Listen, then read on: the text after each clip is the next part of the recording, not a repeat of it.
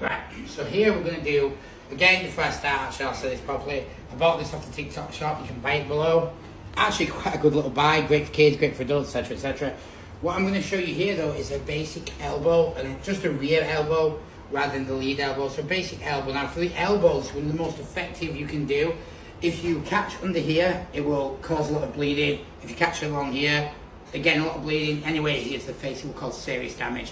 No one wants to get elbowed. Great for women in self-defense situations and men.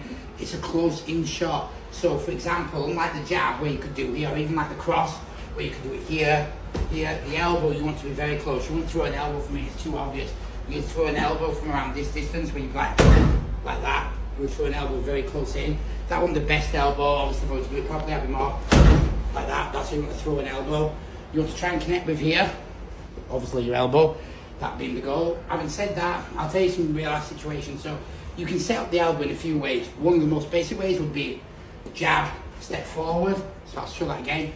You would step forward on the jab, boom into the elbow. That's one of the basic ways. One of the other ways would be jab, cross. So you step forward on the cross. So we'll see that again. You step forward on the cross and you go into an elbow. All effective. The elbow is one of the ways to finish a fight. Obviously, say a guy grabbed you and you were a girl, you're in close like this, and you could land an elbow, it would be very effective. There's other instances where you're pushing people off or they're coming in, and the elbow is a very effective shot. There's other types of elbows. There's obviously an elbow like that to the side of the head. There's a lead elbow. There's obviously a side elbow where you would go in like this. So there's quite a fair few ways to do these shots. Very effective if done correctly.